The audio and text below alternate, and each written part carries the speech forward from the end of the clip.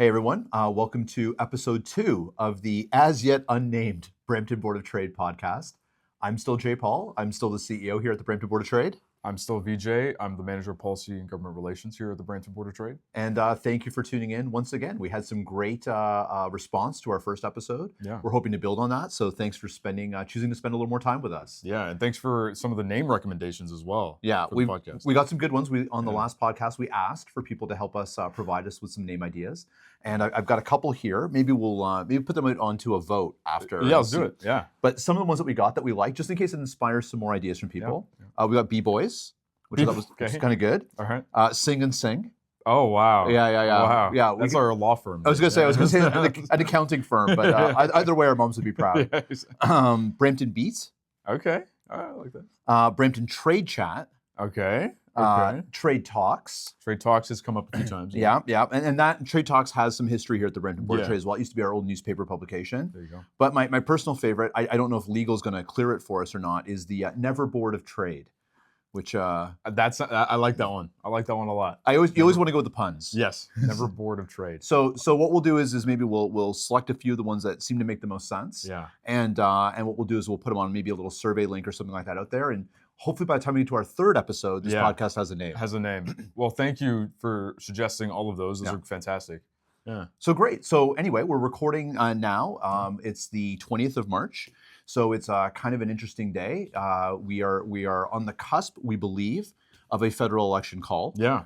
We are waiting with bated breath. We understand there may even be some announcements pre-election that may be affecting Brampton in the next 24 hours or so. So we're quite excited by that. I don't think we're allowed to say anything yet. No. Yeah. Okay, so you will know by the time you watch this if it happens. Yes.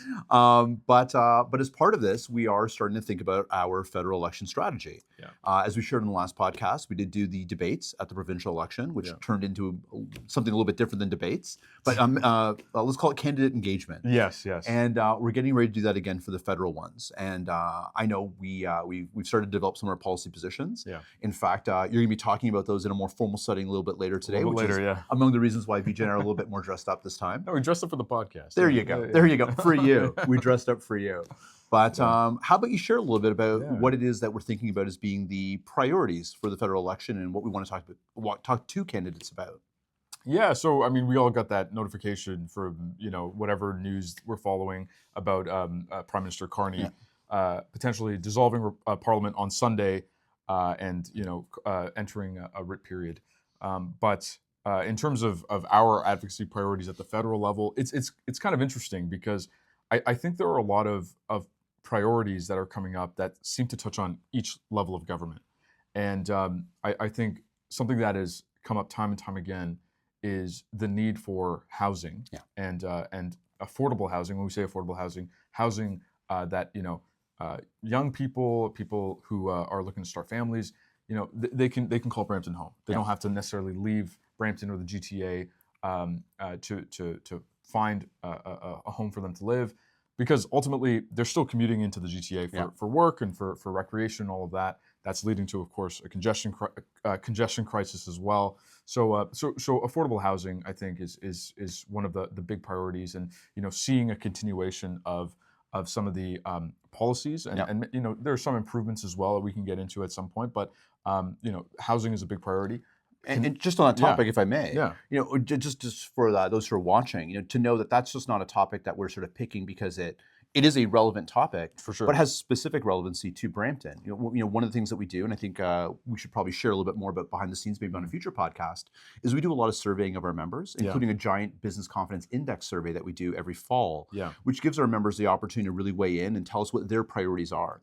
And one of the things I came across the last couple of years has been affordability in housing specifically. That's right. It's not just this anecdotal conversations we've been having. We've gotten, in our efforts to really engage members and the business community, a very clear message that affordability is an issue.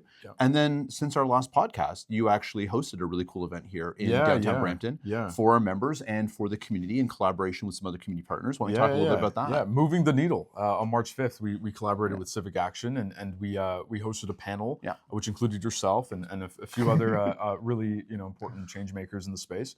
And we talked about all of the ways that a community like Brampton, a Toronto suburb, the 905 region, can actually champion some innovative solutions with respect to the housing crisis.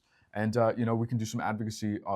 We can sort of organize and have a collective voice on this issue in particular. Yeah. So that was a great event. Yeah. No, it was amazing. Yeah. Great turnout. Yeah. We've had a lot of really good feedback about it. Yeah. And I bring it up not to go on a tangent from the federal election issues. We want to hear about those too. But just to reemphasize to anyone who's listening or watching that this is an issue we've been working on for a while. Absolutely. It's an issue we've been engaging with people at all sorts of levels of engagement on the issue, development community, those who are activists in the space, those who are municipal leaders. So when we talk about housing being an issue, it's something that we're not just pulling out of a hat. I just want to make sure that people understand that, because it's not traditionally something that people think of as a business issue. And thank you for reminding me about the stakeholder engagement we did. There's also an economic development argument to be made about workforce attraction, all of that. Yeah, absolutely. Not to mention all the social and moral reasons to address the housing crisis. Connected to the housing crisis as well, which is our second priority, is a robust public transit infrastructure and addressing our congestion crisis as well. In the community and in adjacent communities as well. Specifically, we're looking for the federal government to step in on providing a contribution to the LRT project on Main Street that was announced just a few months ago by Premier Ford, the underground LRT. This issue has sort of been in the zeitgeist for 10 plus years, and there's been significant cost escalation in that time. The city of Brampton estimates about $2.8 billion for the underground tunnel. And the federal government has the power of the public purse, and we're really looking for the federal government to step in to support this project. And at the end of the election, whatever government we end up with, we're hoping that this government honors the investments in public transit. Absolutely. And this is a huge one for us. And as you touched on, it does tie to the piece of around affordability. Yeah. And I share it with those who are listening and watching. You may yourself, or even perhaps, you may have a coworker or someone in your life who's dealing with these types of issues. I know it was eye-opening for me, and it sounds like lots of things. It's obvious once you say it out loud, but it wasn't obvious to me how much the affordability of housing and congestion are tied in Brampton. Absolutely. And we hear about both those issues, but it really wasn't until I worked here that I understood these two things are one and the same. Yeah. Because if people can't afford to work here, then what do? They move to other communities. Exactly. They're in Woodstock, they're in Brantford, they're heading out to Shelburne, wherever the case may be. And then where are they coming to work? Well, they're coming back into work to Brampton. Yeah. And then where that frustration comes for those of us who live here about commuting within the city, commuting in and out of the city, it's because we have this huge workforce that has to come in and out on a daily basis. Yeah. Let alone those of us who may live in Brampton but work in Toronto and so forth. So these pieces around affordability, as we drive people out of the community, they're still coming back here for jobs because we're an economic center. But that's where that issue of congestion, transit and affordability are all really connected. One big issue in a lot of ways. No, that's exactly right. And again, sort of the issue around workforce retention and attraction is a big piece of this too. It's sort of the through line. And then, speaking of that, our third advocacy priority is around immigration. Yeah, for sure. And seeing consistency and frankly clarity on the immigration file. In the past year, I mean, we don't have to belabor the point, but the post-secondary sector has sort of been thrown for a loop because of some of the decisions from the IRCC. We understand we had some acute challenges during the pandemic that resulted in certain decisions. Now, as the economy, modestly rebounds, although let's see what that actually means. And there's a change in public sentiment, let's say, around immigration, which we should talk about at some point. But that's led to, in my estimation, I think you'd agree, a bit of a knee-jerk reaction, a little bit, and we're looking for some more cogent policymaking on this front, and this is a big piece for us also on the workforce attraction side of things, because we talk to employers, and many of them have indicated that they are anticipating a reduction in their workforce because a contingent of their workers are on temporary visas, and their immigration status is sort of questionable. Yeah, we're seeing in both directions actually. So yeah, you're absolutely right. We're seeing that as an acute issue right now. Yeah. Some employers who don't have the confidence that folks that they're hiring will be able to be retained and continue to grow with the company. So that has multiple impacts, and those of you who are business owners or managers will know this. When you don't know if people are going to be able to stay with you, you're not able to invest in them in the same way and grow them. So that has a limiting effect to the business as well. Yeah. But the other side that we're hearing more and more of as well is that we know that there's a real crisis of attracting and retaining people here with skills to meet the jobs that we have right now, which means employers are increasingly having to look abroad to hire people. That's right. While our education system and training and upskilling programs catch up and help our domestic population fill the jobs we need. Yeah. So once again, employers, if they don't have confidence in the immigration system and their capacity to keep those individuals in the country, well, how are we meeting those able to fill those important roles if we can't hire from abroad, nor do we feel confident in those who are here right now being able to stay in the country? So it's a real challenge. Absolutely, yeah. No, I think those are the top three federal election priorities. So I think missing from that piece is the elephant in the room, right? Which is tariffs. Which, frankly, I cannot wait for that to be resolved at some point. But I deliberately didn't mention tariffs because I'm still trying to figure this out, to be honest. And I want to ask you, do you have an update?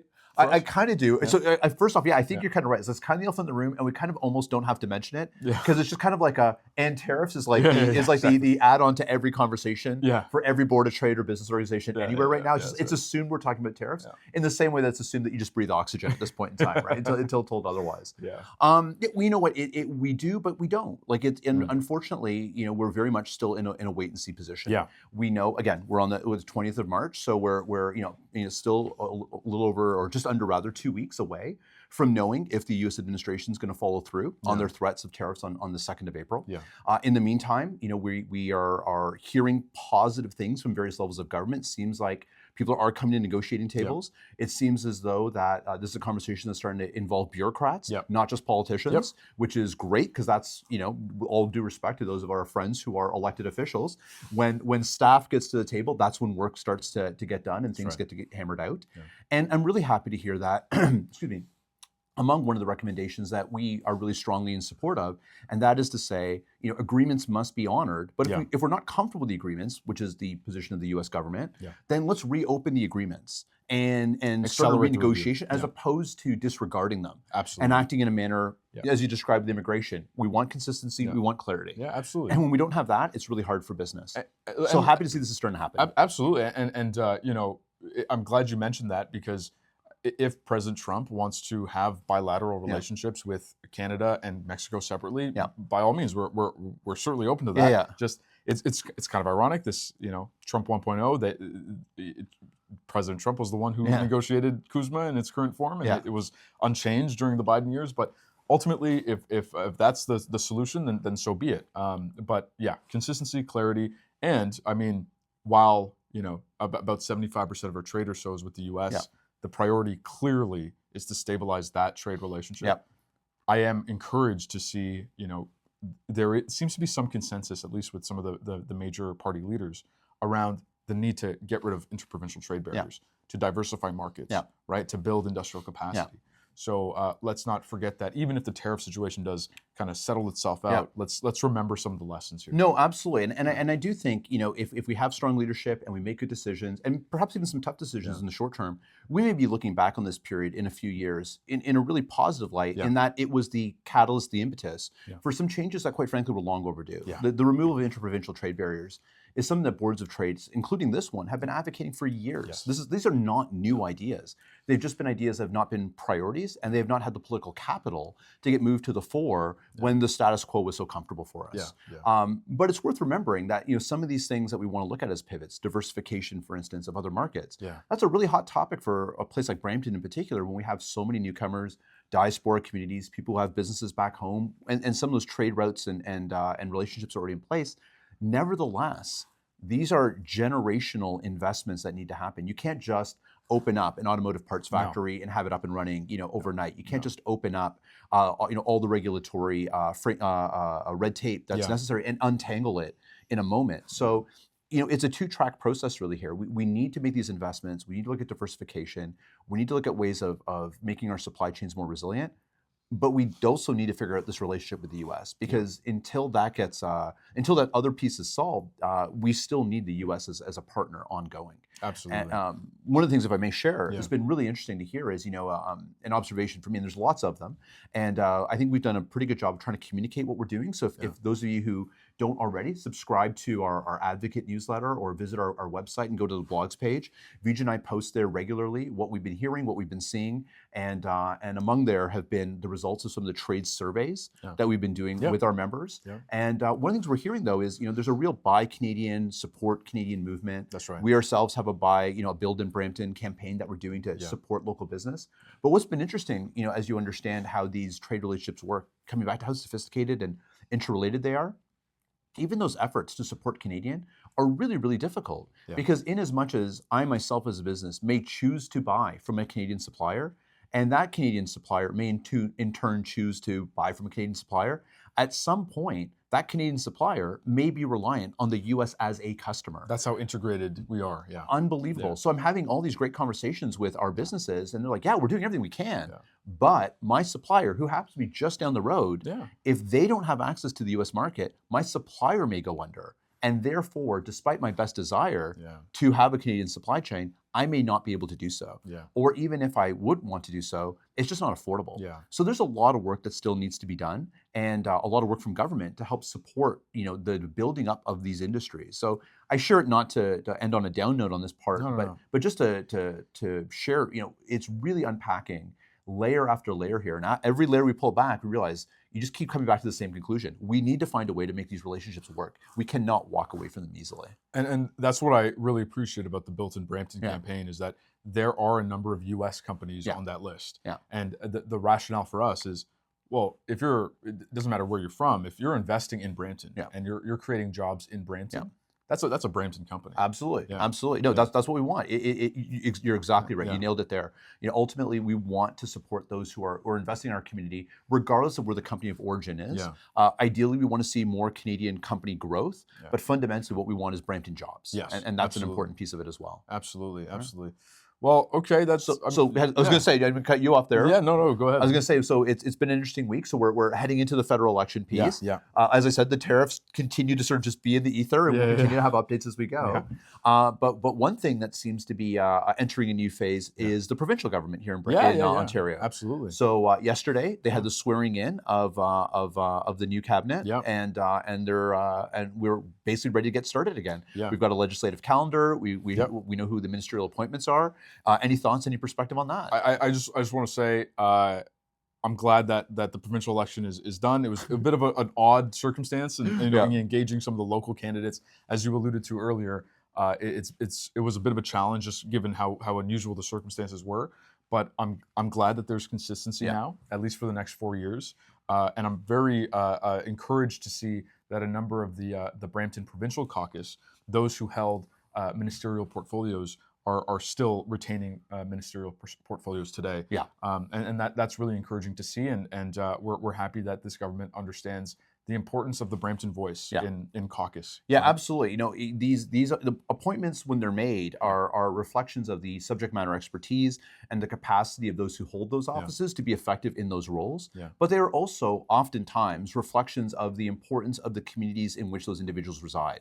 So to your point, I think the folks that we have in those cabinet positions here from Brampton, we have 3 of them, are all qualified and have demonstrated their capacity to be effective ministers. But what it also says, I believe, which is what I think you're alluding to as well, is that it shows that the provincial government sees Brampton as an important community, Peel Region as an important area, and wants to demonstrate that they're listening. So we definitely are looking forward to leveraging that relationship, leveraging those voices. We've had great relationships with those who are holding office here at the provincial level, and I was really happy to see that there hadn't been a change and a shuffle in portfolio positions, which means that therefore some of the work that we had on pause for the last couple of weeks while we were waiting for the election to get settled out will just start again smoothly. So our advocacy is not going to stop. Exactly. And so on that note, any sort of key things that we should be talking about or hearing about that you're going to be working on right away? Well, I mean, as you said, we sort of paused a little bit for the provincial election, but again, two-way all day go, right? Ensuring that the Queen Street BRT and other public transit infrastructure is being funded and built. We want to see progress on the additional hospital, additional hospitals, cancer care center, right? Infrastructure, all of these things. And we're also, in the next year or so, we're seeing a downloading of regional roads to the municipality as well. We want to make sure that transition is smooth. So at the provincial level, there's no shortage of priorities. Yeah, any thoughts from you? No, I'm nothing beyond what you've already mentioned. I think the key thing is that we'll be doing is what I'm really excited about is doing some outreach to basically just get a little bit of a roundtable together among the Brampton caucus to start engaging on these issues, hearing what their priorities are. We know what our priorities are. We know what it is that you've been asking us to chase down. You mentioned the big ones, you know, transportation, transit rather, the hospital. You know, there are other ones around, you know, workforce development, skills development. We have some events that we have coming up later this spring. We'll be engaging, you know, some of those other ministries rather in those conversations. But what I'm really looking forward to, quite frankly, is I know you're working right now to try to pull together an opportunity for our membership to engage and understand what their priorities are. And is there anything new coming down the pipeline that we should be engaging with as well? So, you know, it's the same faces, but, you know, it's technically a new mandate. And I'm really curious to see, you know, how that's going to play out for our community as well. Absolutely. And if there's any advice that we'll give the federal government, it is in a similar fashion. Understand the importance of Brampton, understand the importance of this economic corridor and frankly the continent, and just be responsive to the third largest municipality in Ontario. Absolutely, absolutely. So as we're looking forward then maybe, what's coming up that we want people to know about? Yeah, so on April 1st, we have State of the Region. Speaking of the importance of the region economically, we have a great slate of speakers. Really excited for this one. I think it's been really cool.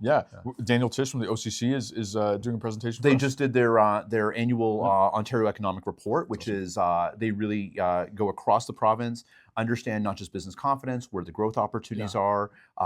You know, it's really sort of seen as the gold standard for what a lot of communities here look to when making their planning decisions, understanding sort of, you know, what the temperature in the room is, you know, economically. And so they just debuted that a couple of weeks ago. Province-wide at an OCC event. Daniel's coming by to do a version of that talk for our membership, and those we're doing this event in collaboration with the Mississauga Board of Trade and the Caledon Chamber. So for those of us regionally, to really hear, you know, what those insights look like for Peel region and what they look like for Brampton, quite specifically. As you shared, you know, we are a economic driver for not just the province, but nationally and quite frankly, you know, North American wide. And so, you know, there's a lot of interest in what happens here in Brampton. I know Brampton businesses are really interested in knowing where to make those investments. You know, what the forecast looks like. So we're really excited to have Daniel here to do that. That's awesome. That's awesome. And then the other one is we have folks from Toronto Pearson. Yeah, that's right. That's right. Yeah, and so why don't you talk a little bit about why they're here? Well, so, I mean, Toronto Pearson, as many of you might know, I mean, they're going through a big project in terms of revamping their terminals. That's right. And in particular, you'll be hearing very soon some investments in the Pearson Economic Zone. That's right. That's right. Yeah. So they've identified that area around the airport, the economic zone, is almost like a city unto itself in terms of how much economic activity it drives. And Brampton is a part of that adjacent community. Absolutely. Right? We're a key component of that piece. So so they're coming out talking, and so we're talking about. So Daniel really setting the stage of like where we are as an economy, and then Toronto Pearson as one of the largest employers in our area as well. The numbers we've gotten from the folks at the airport is almost 10,000 of their staff who work in the airport and the various organizations around it come and reside from Brampton. Well, so major employer, you know, where they go economically drives a lot of what happens in our economy here as well. So an opportunity to hear about what their plans are. That's great. They're debuting what you alluded to, their plans for the economic zone and their redevelopment next week. And then we're going to be having them the week after to talk specifically about what that means for Brampton as well. So if you're interested in where we are, where we're going, State of the Region's a really great event. Absolutely, absolutely. And then also coming up, we've struck up, since moving the needle on March 5th, we've struck up a Rising Leaders Network. So this is a group of young professionals in particular who are working or residing in Brampton or across the 905. And we're really looking to kind of achieve two goals. You know, provide some career development opportunities and, you know, maybe look into to mentorship opportunities and all of that. But also do some organizing around specific advocacy issues that are of note. I mean, housing, we've talked about transportation and you know, making sure that folks can live in inclusive and livable cities as well. So Absolutely. And you always think of it from an advocacy and policy perspective, which is important, and that's your lens. And the lens I think that's also there is we also want to provide things like mentorship and opportunities for professional growth and opportunities for those individuals to get access to resources to start and grow businesses as well. So it's both sides of the coin. For sure. Yeah, absolutely. We're a business organization at the end of the day. For sure. And if you're interested, on April 11th, we'll be having a networking event. It's our monthly OTG, but we'll be inviting a number of rising leaders in the community out to that as well. And there'll be a comedy show following that at the Rose Theatre. To be clear, you're not the one actually performing, correct? No. Well, maybe. That's a good idea, actually. We have professional comics. But yeah, a link for that will be in the description below as well. Great. And so with that, maybe wrap it up for today. But just a reminder, continue to listen, share this by all means, please, with others. And we'll post up some of the name options. Give us a vote. We'll keep folks apprised. We'll create some opportunities for people to share with us their perspective for the upcoming federal election and let us know what they want to hear about as well. Anything else that we want to ask people to do? No, email me at vsingh@bramptonbot.com if you're interested in any of these topics that we discussed. If you're interested in joining the Rising Leaders Network, if you're interested in coming out to State of the Region, or just you have some information that I'm missing. Frankly, I'm learning all the time. So. The last thing I might add is if you've got any topics that you think we should be talking about on these bi-weekly podcasts, let us know. If there are any guests, we like talking to each other, but we know there's value in having other people be part of this as well. Yes. So if there's any guests that you think that we should be starting to seek out, let us know, and Josh will figure out how to get a third seat somehow in between us, and we'll make that happen as well. There you go. Awesome. All right. Thanks for watching. Appreciate you.